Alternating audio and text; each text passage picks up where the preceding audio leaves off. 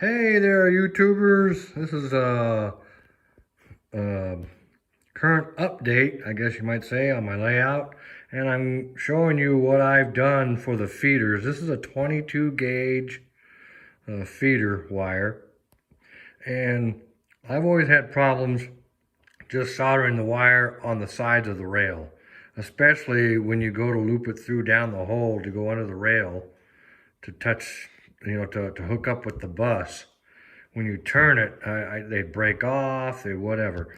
So it was kind of a pain for me. I know a lot of people are good at it, and I think it's a good way of doing it. I just have a hard time. So what I've done, and I don't lay claim to this at all, but anyhow, what I do is I take a number 69 drill on one, and I put it on my Dremel drill, and I drill a hole on the sides of the rail.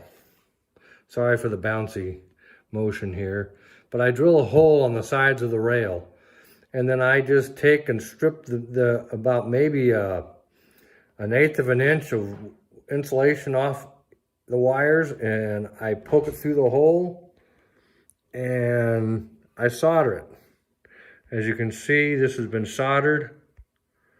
So that's soldered, and I gotta clean it up.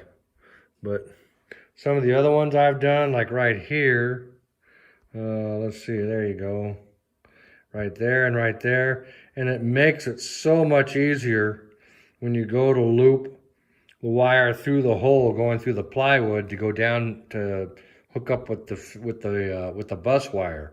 So it makes it so much easier.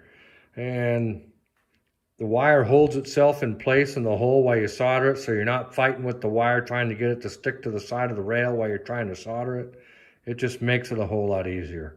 So again, it's about a number 69 drill, 68 or 69 drill, and you just drill it a hole through the rail, through the web of the rail, and just run your wire into the rail and solder it. And it holds up very well. And it makes for a really good connection too. So, okay, I hope that helps somebody out there. Again, this is 22 gauge wire, 22 gauge feeders, and number 68 or number 69 drill, and you're good to go. Works very well for me. Okay, thanks for watching.